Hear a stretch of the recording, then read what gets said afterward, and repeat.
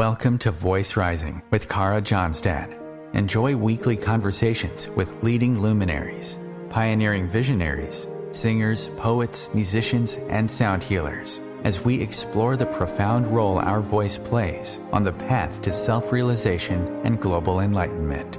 The internationally acclaimed singer, composer, author, healer, recording artist, voice expert, creator of Voice Your Essence, and founder of the School of Voice, Kara Johnstad uses her extraordinary spiritual gifts to empower others. Everything in this world vibrates.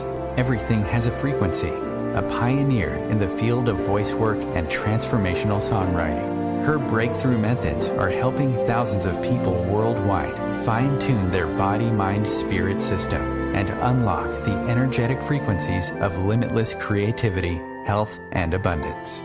Share your voice, ask your questions, join in the conversation. Receive life-changing, positive transformation and rise together to create a sound world. And here's your host, Kara Johnstad. Hello, everybody. A very warm welcome. Today with me in the studio is Judy Stakee. Judy is a world-renowned artist development specialist. She is recognized throughout the industry as the champion of the writer and song. Judy has always held top honors as having the best song sense around. She's helped some of today's most acclaimed artists find their stories and best utilize their words. Their worlds is also very good. Judy, a warm welcome to our show. Thank you so much. Thank you so much for having me. I appreciate it. Judy, you often say that it all starts with a song. Our words create our stories create our path. And that is why it is so important for us all to learn the art of storytelling. And you help songwriters take their career to new heights, and you really help them live their dreams. Why is the song so important, and what power does a song hold over us? Well, the song is important because it is telling a story. And that is how we navigate our lives. That is how we bring into our reality. We create our reality is by the stories that we tell. And so the better storyteller you are, the further you're going to get. If you just go to a restaurant and say, I want, number 33, you're going to get number 33. But if you're like, I want number 33, but I want it with a little extra mayo, and I want the lettuce on the side, and I want this, and I want that, you're going to get what you need, and you're going to get what you want. All right? It's as simple as that. It's the difference of you and I going to dinner and me telling you that my sister and I are, we're not doing too well right now. And then I won't go into it. I won't say anything else. It's like, that's not a good storyteller. Right. So the trick is to become the greatest storyteller that you can be. A song is only 4 minutes and 200 words. That's an approximation. I know pop songs are now like 3 minutes, but I still say 4. But we only have a short. We love you. We love you for that, a little Judy. bit more. Give me as much time. But what you learn as a songwriter is you learn to tell your story in a short amount of time.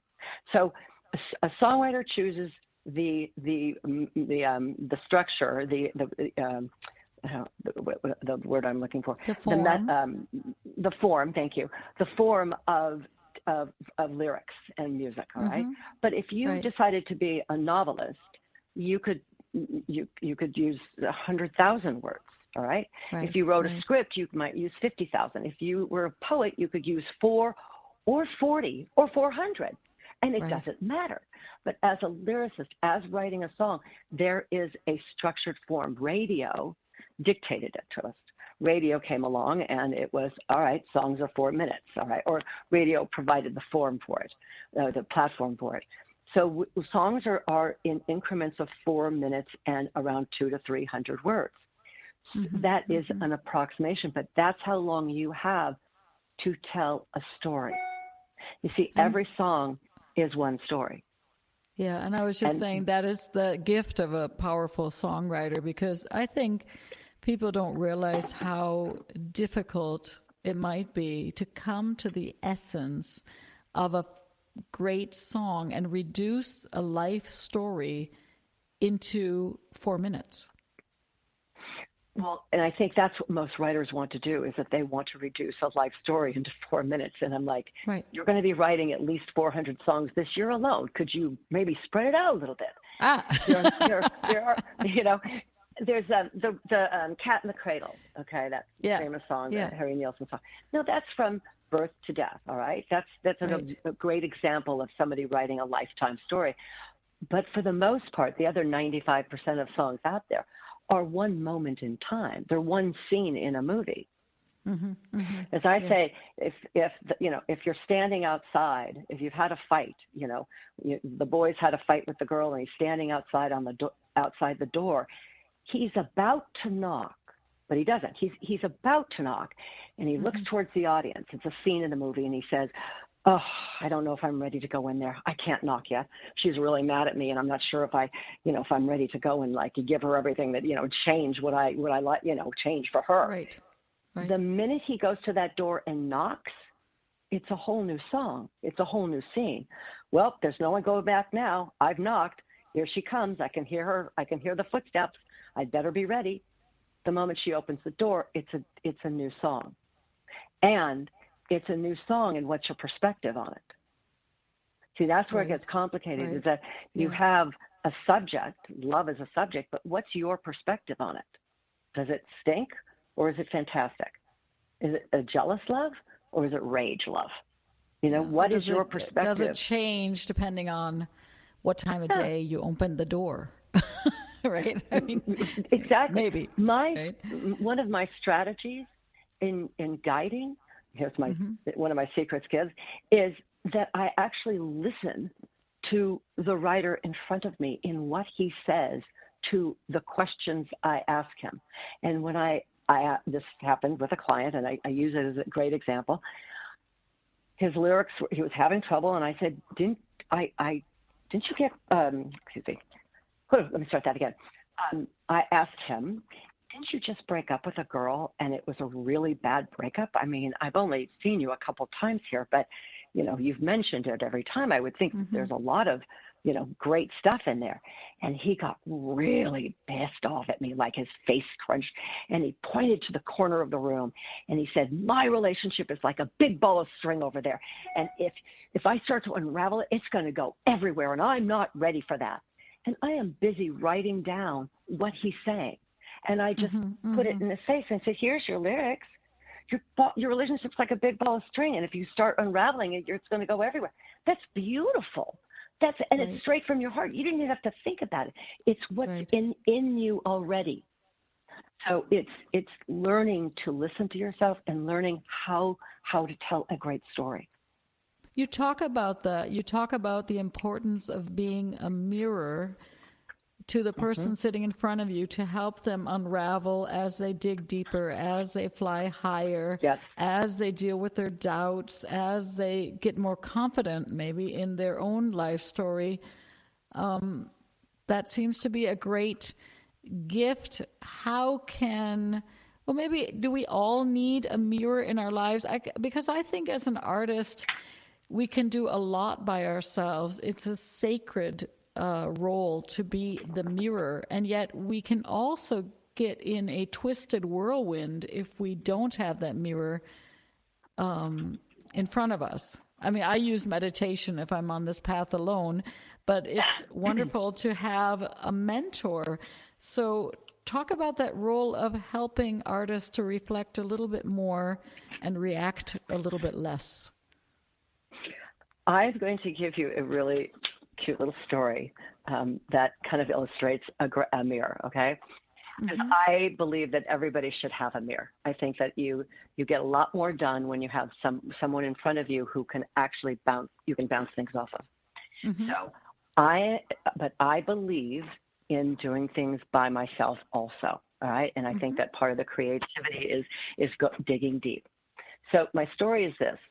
I was married for almost 20 years, and I would never, ever pull my husband to go shopping with me. I mean, I just thought I would see women do that, and I was like, there's no way I'm going to have Brian come to Bloomingdale's and sit there with me, while I try things on. So I would take a day, because I'm not a big shopper, but I would take a day like once every 6 months, and I'd say, all right, see you later. And I would go and I would go shopping, and I would just try everything on, and that would be it.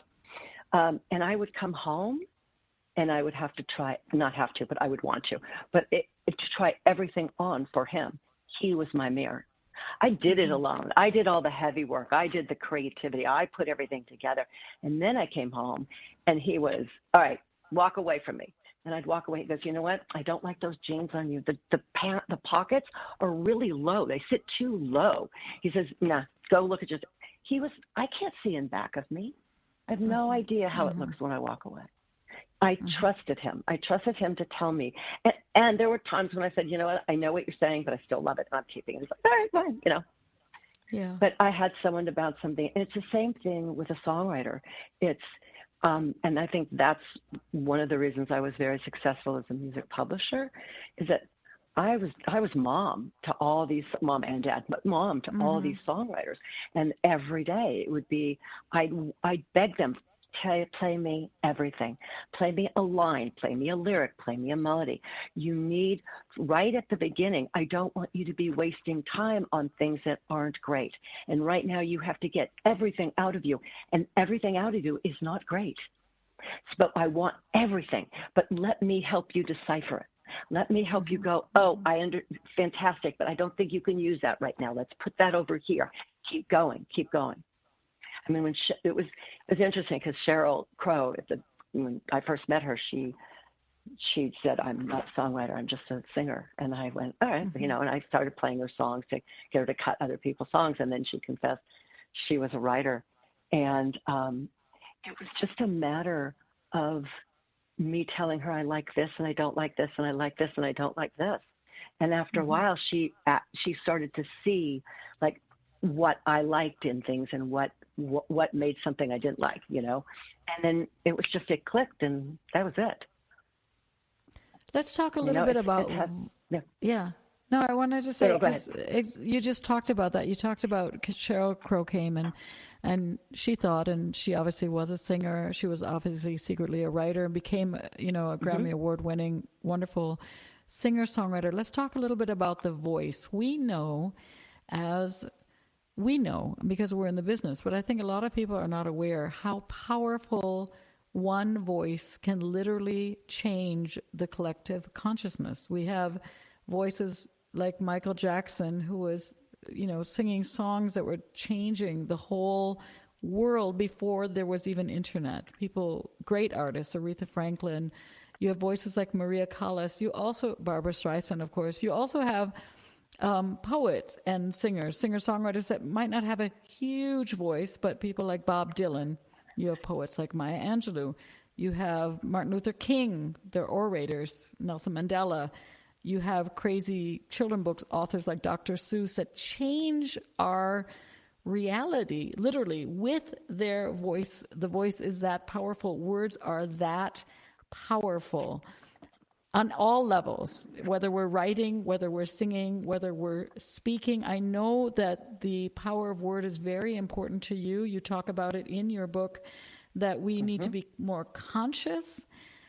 What is it that we have? You were talking about stories, but we are literally, as a humanity, thirsty for voice, and we literally allow voices to penetrate our bodies, are changed by them, slip them into our ears, right? And let them soak into our hearts, into our bones, and are changed by them forever and ever. I mean, that's basically what you're shaping with your work with songwriters. You're shaping not only the songwriter, but through the songs that are playing through these radio waves, you are shaping the world.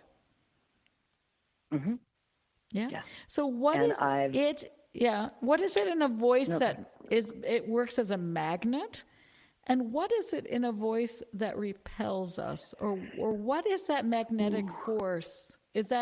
Are you able to define that? Well, the voice is a vibration, right? It's a vibration. against everything that we are, the body, mind, and the soul. All right? The voice is our power. It is how we get through life. It's how we order lunch. It's how we talk to each other on a radio show. It is how we propose to somebody. It is our power. Yet we are not taught to use our voices. It is not a fundamental process that no one goes through. Yet it is the most powerful thing. I went out and I've seen thousands and thousands of bands throughout the year, and singer-songwriters in every configuration. And the ones that got to me, the ones that I stayed for, and didn't leave after 2 songs, were the ones that did have a voice, the ones that had something to say, the ones that knew how to tell their stories. That's what captured me. So it is a vibration that when it is, let me back up.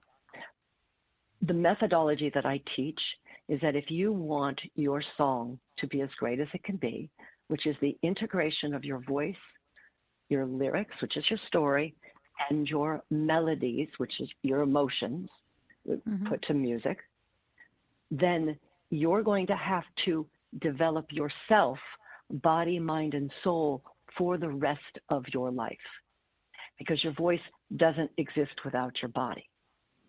So if your body is in great shape, and I don't mean, Miss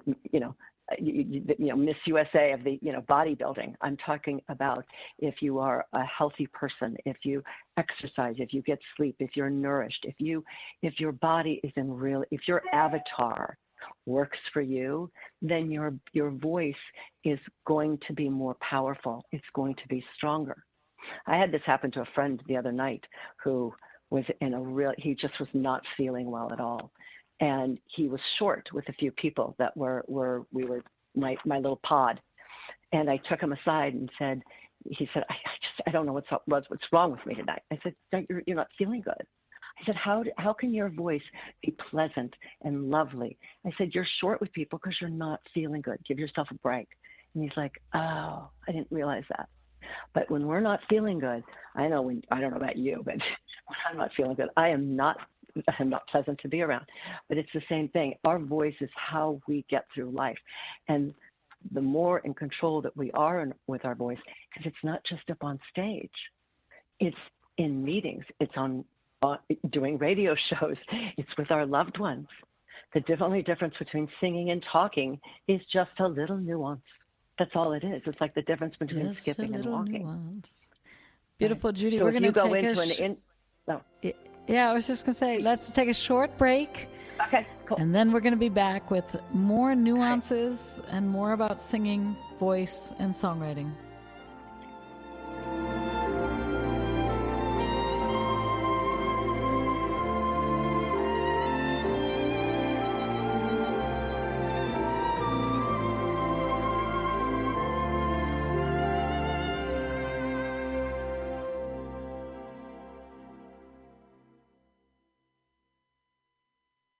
The cutting edge of conscious radio. OMTimes Radio. IOM FM. OMTimes magazine is one of the leading online content providers of positivity, wellness, and personal empowerment. A philanthropic organization, their net proceeds are funneled to support worldwide charity initiatives via Humanity Healing International. Through their commitment to creating community and providing conscious content, they aspire to uplift humanity on a global scale. Connect at OMTimes.com. OMTimes, creating a more conscious lifestyle. Hi, this is David Strickle. I'm excited to share my brand new show, The Stream of David Live, right here on OMTimes Radio. Each week I'll have exciting guests and I'll channel the eternal wisdom of the stream, a group of non-physical entities whose teachings have transformed lives all over the world. So join us for an uplifting hour each Monday at 5 p.m. Eastern. That's The Stream of David Live right here on OMTimes Radio. With happy clients all over the world, Kara Johnstad knows that your voice is the missing link to more authenticity, abundance, creativity, and health. An internationally acclaimed voice expert, Kara's breakthrough methods have helped thousands of people successfully heal their voice wounds and extinguish the story of self-doubt and shyness forever. Join in group trainings, attend online sessions, schedule one-on-one time, and invite Kara to work with your organization and community. Get started today. Go to www.karajohnstad.com and receive a special guided meditation designed to fine-tune your inner voice and welcome you on the voice journey. A social distancing tip. Putting distance between yourself and others is critical to slowing the spread of coronavirus. So here are ways to stay in contact without the physical contact part. Call, send a text, set up a video conference, post on social media, dedicate a song on the radio. If you have symptoms of fever, dry cough, and shortness of breath, call your healthcare provider before going to their office. For more info, visit coronavirus.gov. Let's all do our part, because we're all #AloneTogether. Brought to you by the Ad Council.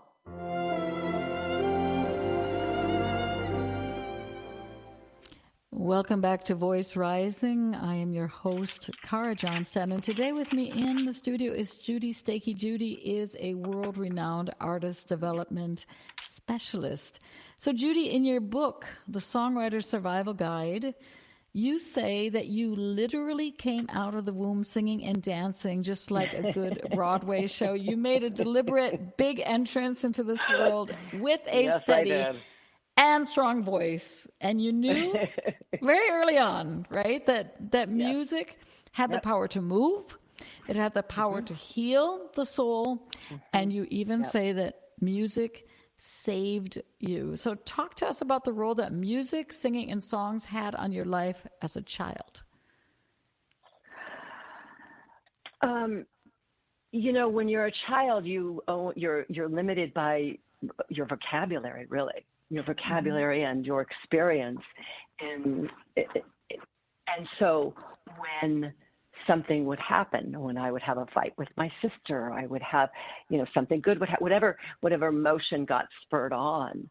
A lot of times, most of the time, I didn't know how to express it, and so I did. I was a very expressive child, and I should have gone to Broadway, and I was still completely enthralled with the fact that I could put a song on and it could just make me feel even more what I was feeling at the time, or it could take me away out of that, or it could take me into a completely different fantasy land.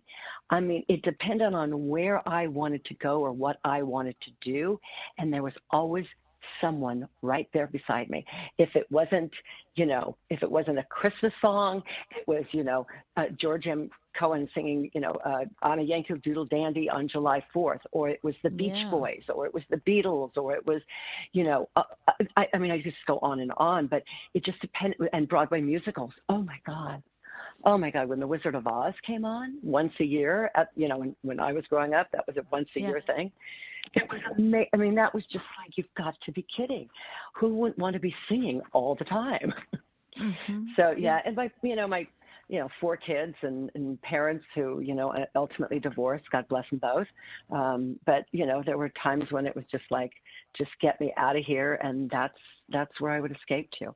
And somebody would be telling me, James Taylor would be telling me it's going to be okay. Or Carole King. You've got a friend. You've got a friend. Exactly. Yeah. Exactly. Or, all you got to do is is hear call. me roar, Yeah. Yeah. And so you hear these songs and you go, okay, I could make it through another day. Yeah. So I believe after consulting and doing what I've been doing for so long, the first question I ask everybody is, when I meet somebody is, okay, tell me your story. And 9 times out of 10, I came out of the womb singing or dancing. It's like everybody started with music in their life. And somehow we've taken the thing that it's proven the educational benefits of songwriting, the language skills, the math skills, the speaking skills, just because if someone is educated in music. The storytelling skills that you have if you start songwriting at an early age. There are so many benefits to this, and yet, Yes. Yeah, I was going to say you are a big advocate for songwriting in schools. You do have a TED Talk out there. What is that is an amazing point. What is number one different? We learn creative writing in school, but often we learn creative imitation of writing in school. Yes, we do. But what makes songwriting, number one, so powerful? And number two, how can we support our children in the schools when we, as I guess, as artists and as people that support artists, know that there's so much wounding of our authentic voice also that happens through the educational program. So how do we make that bridge and bring songwriting back into the school and really empower authentic voices and really empower the songwriting process and also singing to come back and not just be I love singing choir music. It's not that I don't love it, but I do think that what I hear is a lot of adults, like you said, we all come out of the womb, we're singing and dancing. Almost everybody is dancing as a kid. We're singing before we can we're drawing before we can write, and we're singing before we can really talk. And somehow when we all get older, you hear a lot of people saying, I can't sing, I can't write, I can't songwrite. Right. Singing is just vibrating sound. You're vibrating your breath and you're, against your vocal cords. It's and to stop that means that we're like a fish tank that the water is never messed with. We're still. And what singing does is it vibrates. It opens brain waves. It vibrates our lungs and our kidneys and all of it. And so when you have, especially children, all of a sudden they're sedentary and they're not singing and they're not expressing themselves, where does that energy go? Where does that energy go that needs to come out? All right? Because kids have all this expressive energy and emotions, all right? And if they're not encouraged to use their voice, my belief is that we have a lot more diseases and a lot more ailments these days, I should say, because of it.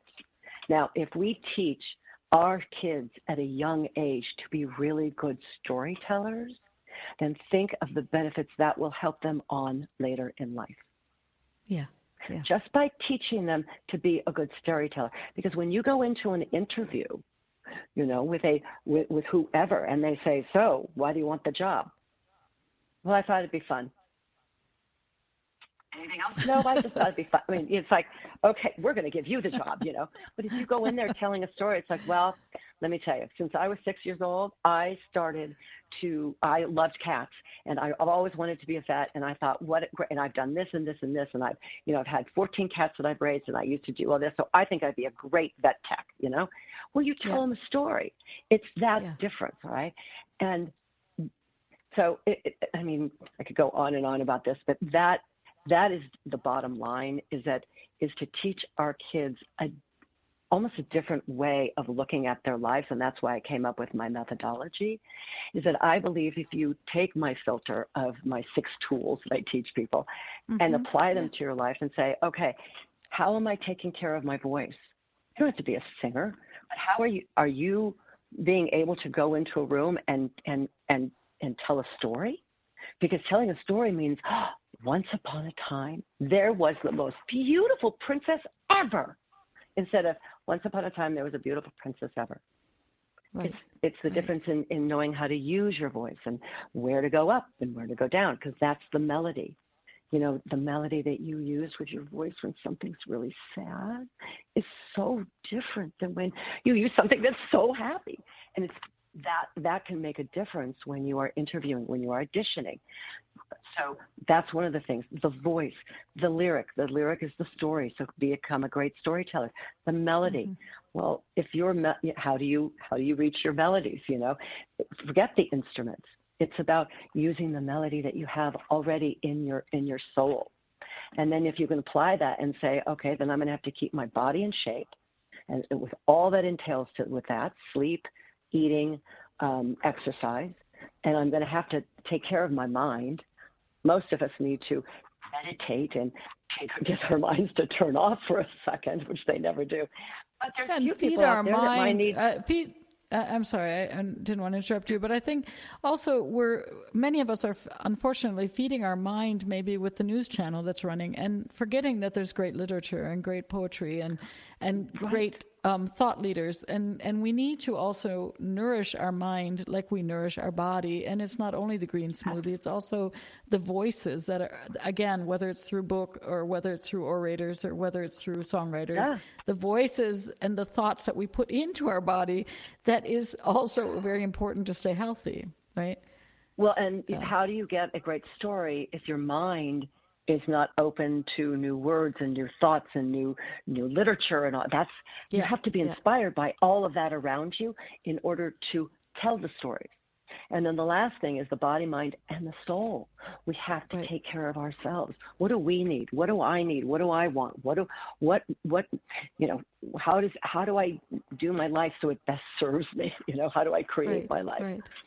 Yeah. And it's those 6 tools that I'm teaching my clients to look at their life and say, okay, if I don't get my body in shape, I'm never going to be able to do this. And I can't tell you how many kids, I call them all kids, how many writers have since started yoga, become yoga teachers, lost 20 to 50 pounds. I mean, really turned their lives around so that they could actually do what they wanted to do. Because you can't get anything accomplished if one day you get up at 8 and one day you get up at 11 and sometimes you eat a McDonald's and sometimes you eat a Pop-Tart, and that will only last you so long. Yeah. Yeah.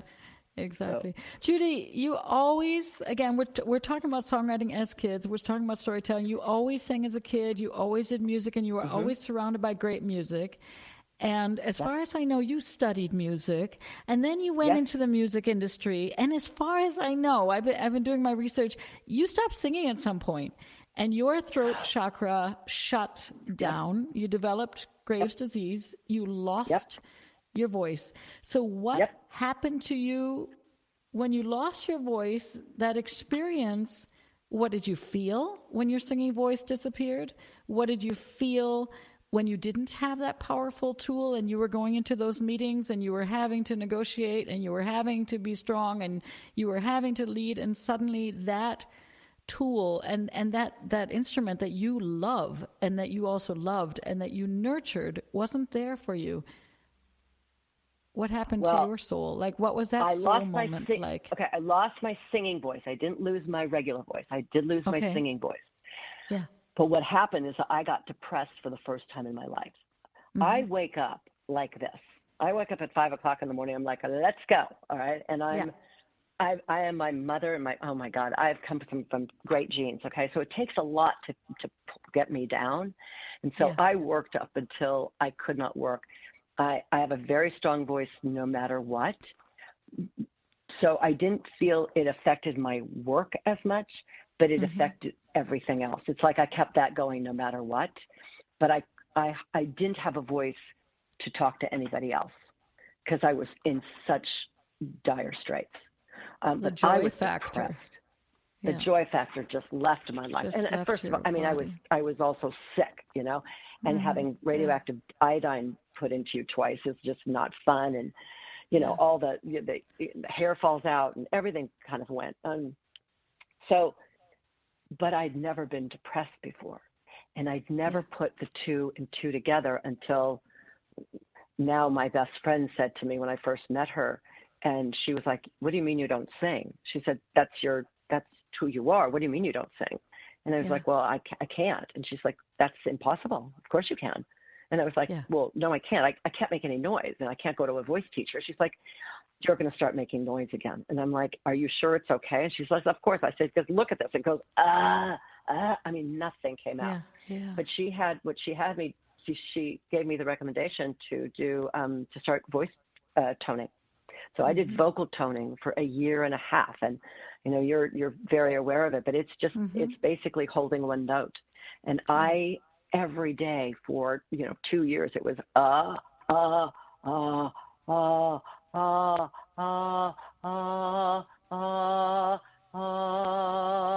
until I got all my notes back. But it took me, and I did it in the car so nobody could hear me. But as soon as that opened up, everything, all my other illnesses, all my other stuff started to dissipate. It's literally like I had a block, like a cement block in my throat. And so nothing was flowing. No energy was flowing at all in my body. And it just switched after that. And that's when I found a nutritionist who changed my life. That's when I found yoga that changed my life. That's when I really started looking at what I was, how I was conducting my life and what I was saying and what I was doing. I mean, it really was a blessing in disguise, because it set me on an amazing path of self-discovery. And I have since found out that the more that I am the student, the better teacher I am. So to have gone through all of this has made me a better teacher for so many other songwriters who have had some of the same problems. It's kind of the same thing that I went and tried out for the X Factor. The first year it was in LA with my best friend, because I wanted to know what it was like to go through those auditions. So when I was guiding my clients to go through them, the voice and all that, I knew what they had to go through. Yeah. Yeah, and the voice reflects so much. I think, though, it's very powerful what you're saying. I mean, vibrational, our voice is vibration, and also then is our vibrancy in our health, right? Mm-hmm. They're all linked together.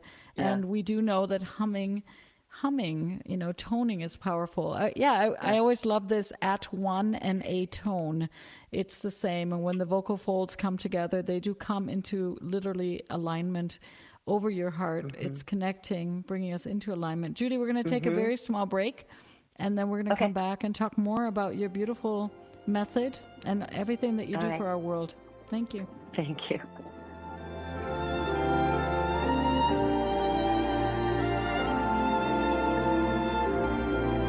Bringing a more conscious lifestyle to your world. OMTimes Radio. IOM FM. Ascending Hearts is no ordinary dating site, but a spiritual dating site with a purpose, to link you with your soulmate. We engineer the serendipity so you can trust that you will attune with someone that has the same matching vibration as you. Ascending Hearts, the conscious dating site for the spiritually aware. Try Ascending Hearts for free. AscendingHearts.com. Consistently attract soulmate clients. Begin showing up on brand, monetizing on your calling. Welcome all spiritual coaches, leaders, healers, light workers, and practitioners to a show that turns you on in your business and amplifies your magnetism. I'm host, catalyst, and spiritual business coach Rosalind Fung, and I'm here to journey with you into the juicy and help you discover where the real gaps are. Ignite your mindset and soul with strategies and systems as each episode takes you to the sweet spot that activates your soulgasmic business by tuning in on Tuesdays at 10 a.m. Mountain. Join me for your light language activation, and let's magnetize and monetize. Imagine being fired because of who you love. Imagine being denied medical treatment because of who you marry. Imagine being evicted because of who you are. Millions of Americans don't have to imagine this. They have to live it. Because in 31 states, it's legal to discriminate against LGBT people. Get the facts at beyondido.org. Brought to you by the Gill Foundation and the Ad Council.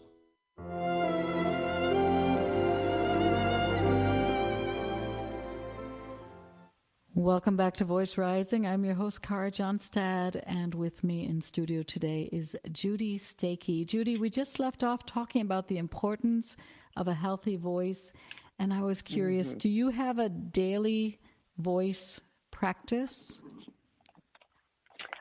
I actually do. You mentioned this before, but we are both very lucky that we have dogs during this quarantine period. So I'm out at 6 o'clock in the morning with my dog, and we do a nice hike before you even get to the dog park, and that's where I do my exercises in the morning. I mean, I start with my, my twirls, lip trills. I start lip twirls, and I do, like, I end up doing scales, and I have a little routine that I do. And then I'll just start singing, because I'm all alone and I'm in the woods, and I just start singing to my dog.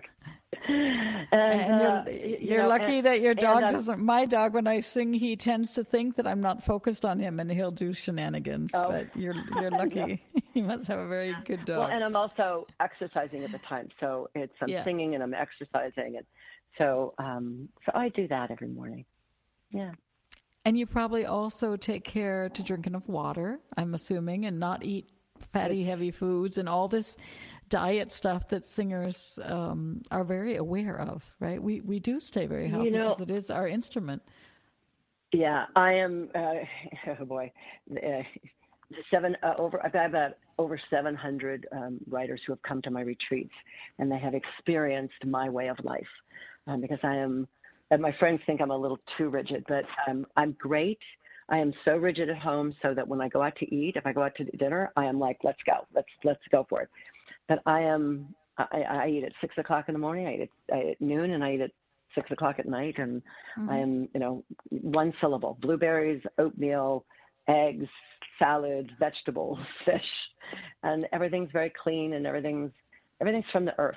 I don't eat processed foods. I don't do any of that stuff. So lots of water. It's probably pretty much the only. It's so funny. I allow myself. It's so funny. I allow myself one diet root beer. I was never a Coke person ever, but I loved diet root beer. So I allow myself one diet root beer a week. I make popcorn on Sundays and watch movies, and so that's my treat. Yeah, but for the most part, yeah, because you know what? I can count on my body every day. I get up at 5, and I'm like, let's go. So I'm not, I don't feel sluggish. I don't, I'm raring to go, and I love that because I get so much done. Yeah. Talk to us about the importance of developing beginner's mindset as an approach. Oh, well, we know what we know, and we don't know what we don't know. There's so much that we don't know, and the more we know, the more we can integrate it with what we do know, and that's how you go further along. So the beginner's mindset is being that student, is having that mindset of like, I know there's something more. I know I can do better. What else is there? I can't wait to see it. When you have those words inside of you, when you have that energy, you're automatically going to be going forward. You can tell it in my voice that I'm sitting up straight, that I'm like, okay, let's go for it. Let's do this. If I sit back and go, no, I don't think it's going to happen, then nothing's going to happen. So it's about the energy that you create with your voice.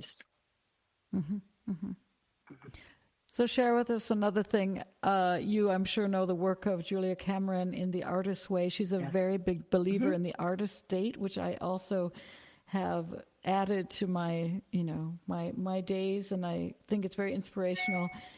Do you also have a day in the week where you are not working and doing meetings, but a day that you really, is that soul nourishing moment to have a date with yourself as an artist, as a creative being, go to a museum or cook a wild recipe or whatever it is?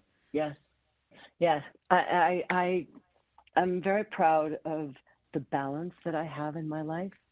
That I have great work ethic. I think it's working at an office after 30 years.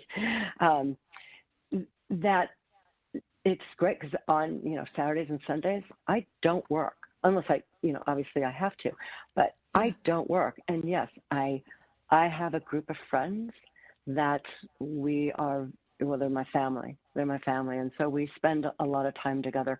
We do meditations together. We will go places together. We will go to a museum. We will go to the Huntington Gardens and go walking around. We will, go down to the beach. My goddaughter just moved into a new place. So we're all going down to the beach this weekend to go and visit her. And so it's, on Sundays, I don't work I do Facebook Live from noon to 1 on Sundays.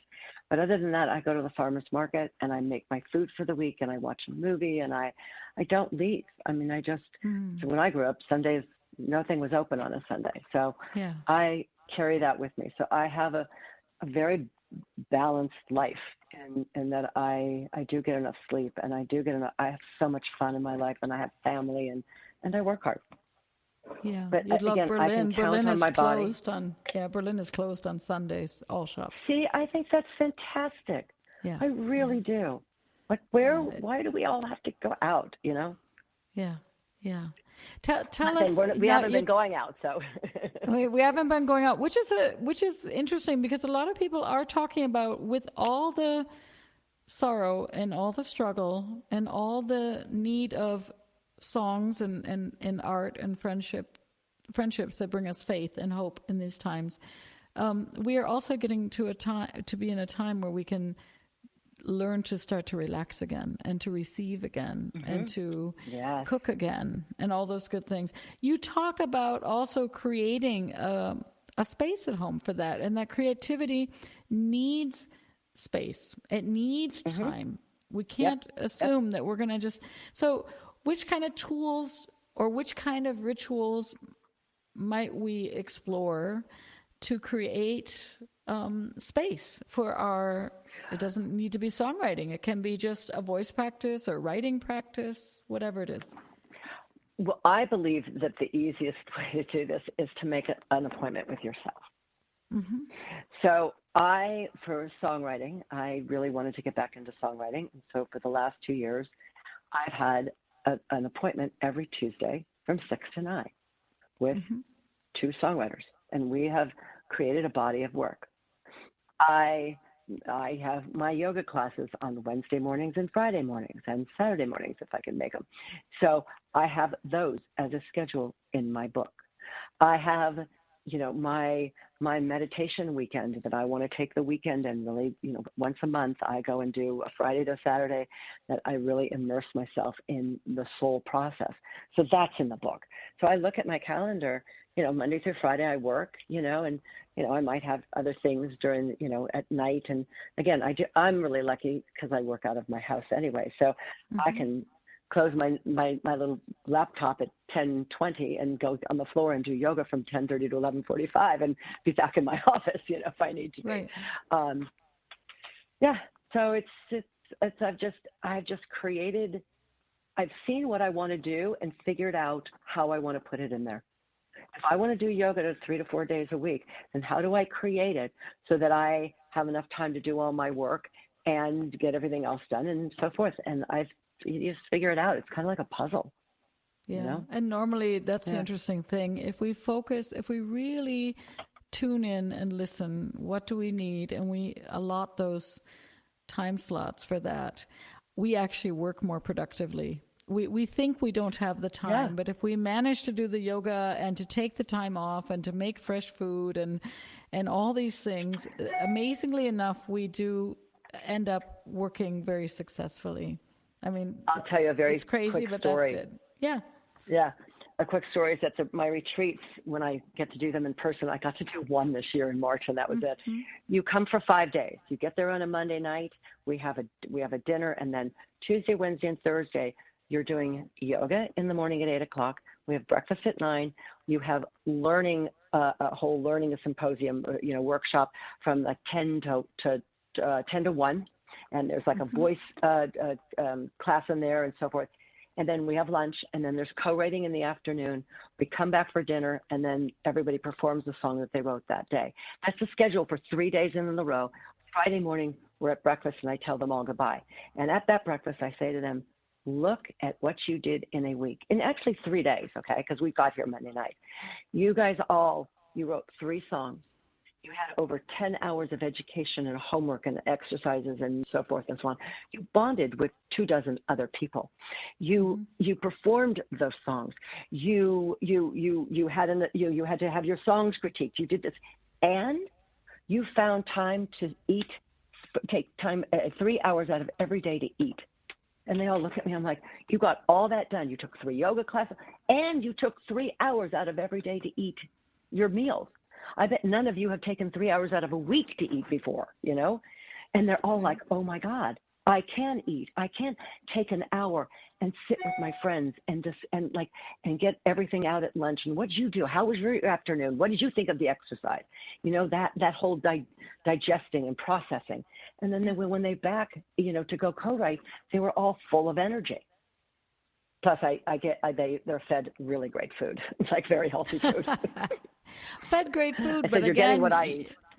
Yeah, but again, number one, you didn't have to start until 8 a.m. I know some of these retreats start at 6 a.m. or 5 a.m., so they're still very lucky. You're still very kind woman. Yes. And no, I was just thinking, you know, when you look at that, you know, body, mind, spirit, that's the thing. The education is, you know, their thoughts, their mind, the body, the food, the yoga, stretching. You know, all of these things are included. And if we do, I mean, that's your methodology. If we do, though, nourish all these sides of ourselves, we do have energy. I mean, that's how it is, right? That's exactly how it is.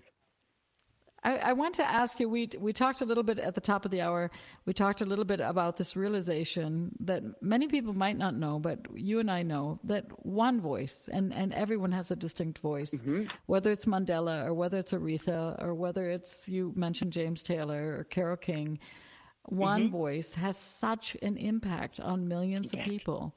So you're working with groups of young artists, and we are in a moment where we have, well, we can say we have a lot of time, but the truth is we have a climate crisis, we have a pandemic, we have riots with people justly asking for social justice, economic justice.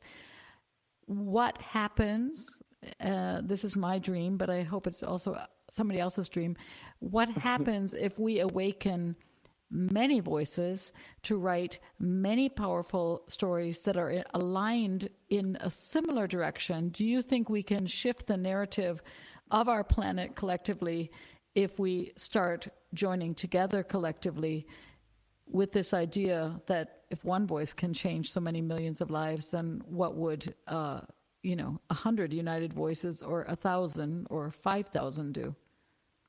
Absolutely. Absolutely. I agree with that wholeheartedly. I think that the more songs that we have out there that are inspirational and healing and educational and all of that of going forward, is going to lead us into a whole new direction. I agree. There are so many songs out there that are destructive. It's really hard because I'm also somebody who really believes that, you know, the whole of the world is you get the good and you get the bad, all right? Right. And we have unearthed all of our shadow, you know, and we needed to do that. So I realize that there are songs out there that are just, they're a little bit more destructive. However, I believe that our balance, or we should be focusing on the songs to move us forward in another direction. And I think voices can do it. And what is your thought? Just curious. I know I'm asking these big questions, and we're going to run out of time in a moment. But the industry created, of course, a lot of powerful songwriters that were put on a big stage, and that has its place. That I'm not saying it doesn't have its place, but many people again lost their own voice. What can we do to work that we all start singing again at the concerts, singing again in community, singing again? Do we have to change the type of songs? Do we have to, some people are doing a big kirtan and the yoga movement, but I just think it's maybe, I see the protests happening in America and there's not many people singing. They're chanting, but they're not singing. I'm missing the singing. I'm missing the melody. What are your thoughts on that? That's interesting. I hadn't really thought about that, but you're right. I think what we're missing though is the platform. See, before, if we needed to do something, an artist would show up, or we would be able to do outdoor things because we're not being able to display the music in the right way. Having a protest song on Zoom is not as powerful, I think, as if we're all in the streets. So I think the pandemic has shifted that. And I think that's only that. I think that songwriters are now coming back to, I think that in the last couple months, what I've seen is a shift, because I think that when it first happened, all the songwriters are like, what do I do? How do I write? How do I, yeah. It was so like everything went black, completely black. And now they're like, okay, if this is the way of the world, this is what I got to do. Okay, got it. Let's go. And now I feel like everybody's like coming back and writing. And now I think you're going to be getting a lot more singles. I don't think people are waiting to do albums or anything. Some people are, some people have. But I think you're going to get a lot more if Kelly Clarkson can find a song that is empowering and amazing. She's going to cut it and put it out. Right. Beautiful. Judy, I thank you so much for being here on Voice Rising today. Thank you so much for the work that you're doing. I feel like too. Let's do this again. And I wish you much success. I'm not going anywhere. Thank you so much. I so appreciate it, Caro. Bye. Thank you. Bye.